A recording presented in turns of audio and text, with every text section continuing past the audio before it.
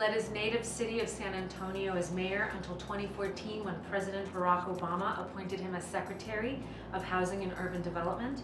He's also the author of a 2018 book, An Unlikely Journey, Waking Up from My American Dream, and is running for the Democratic nomination for President of the United States.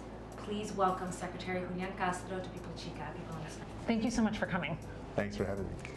Well, let's start today right away with yesterday's elections. Democrats now control Virginia. Kentucky has an Democratic elected governor. Does this make you more hopeful for taking back the House in 2020? It does.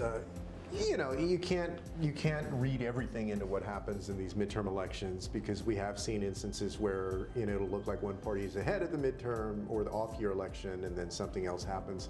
But now we've had the elections of 2018 and the election of 2019 that was just yesterday. Very strong wins for Democrats all around in 2018 and in 2019. As you mentioned, in Virginia, they retook control of the state house and the state senate, and they have the governorship in Virginia. Democrats do, for the first time since 1993. And in Kentucky, now we have a Democratic governor again. So it gives me a lot of hope. What also gives me hope is that I see people out there that are energized and that are woken up to the change that we need to make in this country because of how bad the last few years have been. And they're getting out there and they're running for office, or they're volunteering in their church or in their community group or at their place of employment, but they're finding a way to make a difference for other people, and that's very inspiring. It must be. Just this week, President Trump began the process of formally withdrawing the U.S. from the Paris Climate Agreement. One of your big policy goals is to re-enter that agreement. So can you explain why it would be important for us to still remain? The best climate scientists in the world, in a UN report that was released about a year and a half ago, said that we basically have now less than a dozen years to get this right, to confront the climate crisis. If we don't, the consequences could be tragic. And so it's important for us to be part of a multinational effort. And I think now the United States is maybe either the only or one of two countries that are not part of that Paris Climate Accord. So we're way out there on the fringes. But we need to demonstrate leadership so that other countries also will lead in reducing carbon emissions, in investing in the new energy economy, in doing those things that are going to take us in the right path and make sure that we have a planet that we can recognize 100 years from now. We wanted to talk a little bit also about your background, because it's so interesting, and particularly your mom. She was an activist, and we were curious, how did she inspire you to work in public service, and what have you learned from her? Well, she was a hellraiser. When she was young, she was part of the old Chicano movement, the Mexican-American civil rights movement. She ran for city council when she was 23 years old, one of the first women at that time, first Latinas to run for city council. She didn't win, but when my brother and I were growing up, she used to drag us to rallies and speeches and organizational meetings. I hated it at the time. Right. What 9 or 10-year-old would like it? You'd think it's boring. But what I got out of all of it was that you should find a way to help other people, to do something for other people. And also, I really got the idea that being involved in public service, participating in our democratic process is worth it. That you can do good things, you can make good changes by being involved. And it took me a while to get there, because if you had asked me when I was 15 did I think that I would ever get involved in politics, I would have said no, because I thought it was boring. But I know that I wouldn't be here running for president. Probably wouldn't even be involved in politics if I had not grown up in that household of my mom, who was a real role model for me. That's incredible. And it's interesting because now you have 2 young children at home. And what do they think about you running for president? I think they're very proud. Well, I have my 4-year-old Christian, just wants me at home and playing a monster, chasing him around the house. My daughter Karina, was born 2 months before I became mayor of San Antonio, and so, she's been there when I was mayor, I was Secretary of Housing, and now that I'm running for president, she's 10 years old, and she, I think, is very proud. She also kind of wonders what the whole thing is about still, but I hope what she is getting out of it is that same sense that we should do something for other people. That sense that I got from watching my mom when I was growing up. And how do you think it's impacted your family, your run for the nomination? Well, I mean, in good and some bad ways. I mean, the bad way is obvious. I mean, I'm gone from my house, my home, probably 75% of the time. And you know, my wife, Erica, we've known each other for 20 years now. A few months ago, we celebrated our first date, being 20 years before.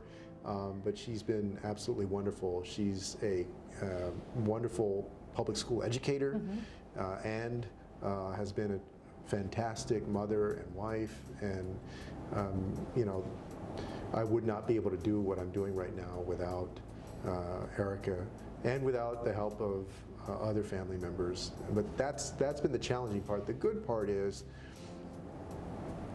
I hope that our children are getting this sense that you can reach for your dreams, and also that they should do something for other people and serve other people and not only serve themselves. And we'll see. You know, I don't necessarily want my kids to go into politics, and my mother never pushed on Joaquin or me the idea that we should go into politics. But I do want to make sure that they work for other people, however that is. And it's so interesting because what's exciting about your candidacy is that you could be the first Latino president. And what does that feel like? And do you feel like a pressure to get that right? Yeah, I mean, it's fair to say that I reckon, like, there's both a pressure and there's also a feeling of just pride in the community. There's a pressure because I know that other people will judge Latinos coming after me in part by what I do in this campaign and how well I do, fair or unfair. Right. At the same time, some of the most meaningful moments for me have been standing on that debate stage when we're at one of the commercial breaks, for instance, when you have a moment to think, when you're not, you know, paying attention just to the moderator and whether you're going to get a question. And in those moments when I've had a chance up there to think and to know that there are little Latinas and little Latinos that are watching the screen and seeing somebody that looks like them and that talks like them, especially during these times when for many in the community they feel targeted. And especially after what happened in El Paso in August, to know hopefully that some of them are looking at the screen and saying, oh wow, I can do that too. Whatever happens in this campaign, I hope that a whole generation of little Latinas and little Latinos will be inspired to reach higher for their dreams. I wanted to talk a little bit about the Hispanic presence in the U.S. People often think of Latinos as being a cohort that recently arrived here. But as you know, there's been a Hispanic presence for over 500 years. And I would say San Antonio is sort of part of the heart of that. And we had that Hispanic presence even before the country existed. If you're president, how would you change the perception of Latino history, in particular, to change the narrative about the contributions of Latinos to the U.S. and multicultural America? There's a lot of work to do there, but being president in and of itself, I think, would help to educate a lot of folks in our country who, even though they have, you know, I mean, I think most people are kind-hearted, have good intentions, sometimes have either a stereotypical view or a one-dimensional view of the Latino community. And if I were able to serve, I think that would help to make that view more complete. Also, I think there's a lot that we can do in our country, for instance, making sure that the history of different communities is taught in our textbooks and schools. I was very happy to see that in Texas, in the last couple of years, there's a Mexican American Studies course that was approved. And you know, my hope is that my kids are going to grow up, they go to the public schools of Texas, that they're going to grow up being able to learn about the contributions of everybody in this country, learn more about the contributions of women to our nation's progress, of Latinos, of African Americans, of Native Americans, Asian Americans, everybody. And you know, the story of this country has been, as imperfect as we've been, the ability to ultimately cobble together progress. And we've progressed when we've expanded opportunity and our understanding of each other. And so my hope is that if I'm elected president, that I can help further write that story. It's so interesting, yes, because as you just noted, I think it's so interesting that we are a plural society, and we've had all of these different cohorts help create this wonderful place that we live, that imperfect as it is. So just about your education, your own education, you've had a world-class education, and you attended Stanford undergrad and Harvard Law School. If elected, how would you ensure that public schools at the undergraduate level, at the primary level and the undergraduate level can become top-class institutions and afford students that kind of education that you received? My brother Joaquin and I were very blessed to get to go to Stanford and then Harvard Law School, and got a lot of financial aid to be able to go there, because my mother and my grandmother were not making that much. Have you paid that off yet? I did, yeah. Okay. Fortunately, yeah. I ended up with about $81,000 in debt after law school. Right. So, and we also started off, we went to public school our whole life, and we started in these two school districts, first Edgewood and then San Antonio Independent School District, that were the classic case of school districts that were underinvested in, that were segregated. They were largely Mexican-American school districts, and so were the neighborhoods that we grew up in. And so I know both the promise and the challenges of our public schools.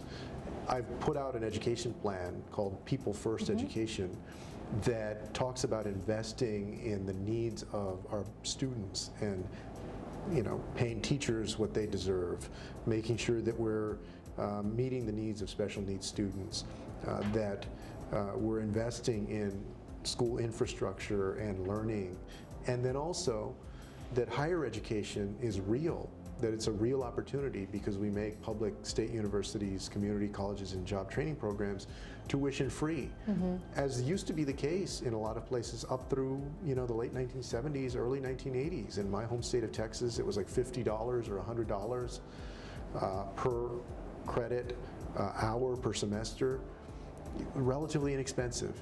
We need to make that kind of commitment again, and my education plan calls for not only improving K through 12, also adding universal pre-K for 3 and 4-year-olds, and investing in affordable higher education. One issue our young readers are really passionate about is student debt cancellation and free college tuition. Can you explain your policies on those? Yeah, so for people who are in college right now, we want public state universities and community colleges and job training certification programs that are tuition free, public ones. For people who are already carrying student debt, because a lot of people, like I had, as I said, $81,000 of student loan debt after I graduated from law school. Some people have $100,000, $150,000 or more. I have a plan for student loan debt relief that really focuses on people who are making less than 250% of the median income or poverty level, and basically are not getting the return on investment that they made in paying for that education. Right. So it doesn't wipe away all student debt, but it focuses on especially the poor, the working poor, and the middle class, and basically it scales down as somebody makes more money. It also, it expands loan forgiveness for people who are in certain types of public service programs, and so that we encourage people to go and do, whether it's Teach for America or the Peace Corps or some other sort of public service. So, I think that by doing this, we can really focus our resources on student loan debt relief where they're needed the most, and ensure that people get a return on their investment when they got that higher education. Right. Yeah. You worked as HUD secretary under President Obama, as we mentioned earlier. How did working in that administration shape your ideas? A lot. I mean, first, it was a real honor to serve President Obama because he's a man of integrity, a man with vision, somebody that we could all be proud of. I'm feeling that especially these days, considering what's going on at the White House these days. But I learned a lot. I mean, I got to see 100 different communities in 39 states. Maybe what I learned the most was that when we're talking about education or talking about housing or talking about health, that none of these things work in silos, that all of them are very connected, and some of the work that I'm most proud of that we did focused on how we can put these pieces together so that you both make sure somebody has good quality affordable housing, but also that their kid is going to a good school down the block, and that they have good job opportunities in those areas that they live in. How do you connect the dots of all of these policies? I saw the Obama administration doing that in full when we worked with the Department of Transportation, with the Department of EPA or Labor or any of these other departments very effectively. I think more effectively than any administration had before the Obama administration. I'd like to carry that knowledge as president and make sure that my administration is working very hard across those silos that too often trip us up to be delivering opportunity for the American people. That viral moment on stage not that long ago with Vice President Biden. What are your thoughts about that moment now that you've had a few weeks away from it to think about it? What were you feeling in that moment or thinking when you asked him the question? I'm remembering what he had just said before. Well, I mean, that the media ran with a certain narrative. You know, what I did was that he talked about buying in to health insurance, and then he said that he had not said buying in. And so that moment was really a reaction in the moment. You know, what do you mean? You just said that. And the media ran with a narrative as though I was making a point about his age, which that was not my intention at the time. I understand how they ran with that. But yeah, I mean, I said at the time that that was not the intention. My intention was to point out that we have different views on health insurance, and that in that moment, what he was describing was a plan that would leave 10 million people uncovered. And the plan that I endorse is one that would cover everybody. And, you know, but I've also learned along the way that you're going to have these moments where, some moments where the message that you have, you know, completely hits a home run and it's taken the way that you hope that it will. And then other moments like that where, you know, people misinterpret what you're saying. And, you know, I did my best to explain it that night. You know, I think after a while people get, you know, people who have watched my career in public service understand, you know, that I've generally tried to focus on policy and not personality. You certainly have a track record of that. And how do you correct a message when it's diluted or it's not making the point that you are trying to make? How do you and your team work together to? Well, I mean, we've tried as much as we could, and what was interesting was that a lot of the alternative media, you know, and especially journalists of color, were actually seeing that moment differently and wrote, I think, better analysis, more in-depth analysis after that. But you have a mainstream media out there. That's what most people are watching. You know, that's what they're listening to or reading, and so. But again, in the course of a campaign, you're not going to have every moment that is interpreted the way that you intended, and you have to accept that. And I would say that during this campaign, we've had very few moments like that.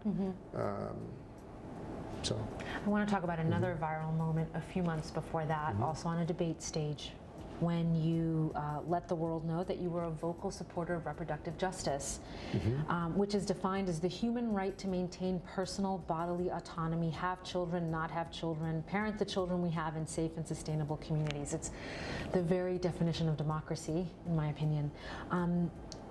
People don't use this term enough, and how did you come across it, and why is it important for others to use that language? Well, I think it's important for others to use that language because it goes to more than only the right to choose. It really speaks to, as you said in the definition, that the right to control one's own body, but also to get access to health care in the first place, and also that no matter who you are, no matter what your background is, no matter how much money you have or don't have, that you're able to exercise those rights as you see fit as an individual, and that it's inclusive. You know, I mentioned the trans community in my comments. So it's all of that wrapped up in this idea of reproductive justice, I think it's something that in the activist community they're focusing on more now these days, and probably have been for a few years. But that's a concept, that's an idea that I very much agree with, and I wanted to make that clear. And I believe that in the years to come, whether that's the language that's used or other language, that's the direction that we're headed in as a country. It was very exciting to see that and to see the youth respond to you in that way. Another topic, the issue they care about is mass incarceration, and they're really looking to you because you come from a community that experiences this disproportionately, mass incarceration. Can we talk about your multi-pronged approach to end this era of mass incarceration? I know it includes legalizing marijuana and more. We have too many people sitting in prison that shouldn't be, and it especially affects young people of color. And so I put out a whole plan on criminal justice reform that starts with, as I call it, this first chance. We want to make sure that people get a first chance in the first place, because we talk a lot about a second chance once people have already been incarcerated, and making sure we ban the box and that they can get a good job and housing and so forth. I deal with that too, I address that. But I want to make sure that less of our kids end up in the criminal justice system in the first place. So I focused a lot, again, on connecting the dots of job opportunities, housing opportunities, better educational opportunities, supporting working families with universal child care, and expanding the earned income tax credit, the child tax credit, so that families have what they need to not only survive but thrive, so people don't end up in the criminal justice system in the first place. In addition to that, we talk about legalizing marijuana, investing in diversion programs, deprioritizing certain types of low-level offenses, so that you can get people the help they need instead of throwing them behind bars and putting a big X on their record that's going to make it harder for them to ever have a productive path in life. And then I deal squarely with the criminal justice system itself, investing in public defenders, reforming our cash bail system, sentencing reform, building on that First Step Act that Congress passed and the President signed. All of those things that I think will help make sure that no matter who you are, you're innocent until proven guilty, and that if you are incarcerated, then that you also have an effective second chance in life. And I'm proud that I worked on that in the Obama administration in the context of public housing, making sure that just because somebody had a criminal record doesn't mean that automatically they can never get into public housing, that there has to be a more nuanced analysis than that. What, in the way that healthcare was President Obama's signature legacy issue that he's remembered for, what would be, you get to the White House and in that first year, what would be at the top of your agenda? Well, there are a couple of different things. I mean, number one, climate change and getting back into the Paris Climate Accord, and then following that up by investing in a Green New Deal. I've laid out a plan to get to net zero carbon emissions by 2045. And also I see the climate crisis as not just a crisis, but an opportunity to unleash millions of new jobs in a clean energy economy that we would invest in. There's also investing in immigration reform.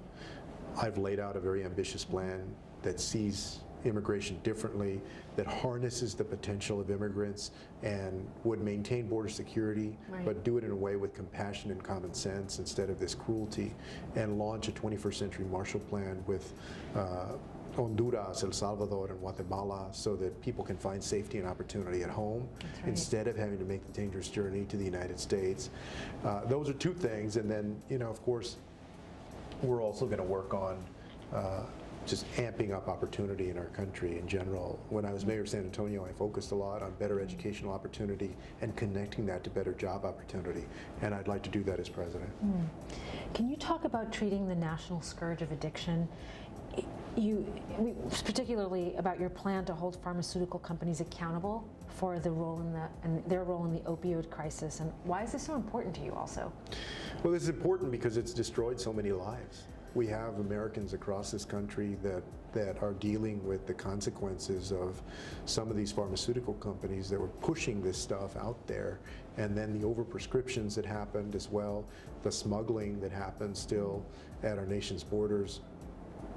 And so we need to attack this on multiple fronts. I mean, holding those companies like Purdue Pharma accountable and responsible, including the executives under the law, making sure that people have the resources in the healthcare system that they need to hopefully avoid an addiction to begin with, but if they are in the grips of that, to get the treatment that they need, because too many of them still do not get that treatment. Working with our medical community the way that the Obama administration did to make sure that opioids are not overprescribed, but they're prescribed when they're needed in an appropriate way, but not overprescribed.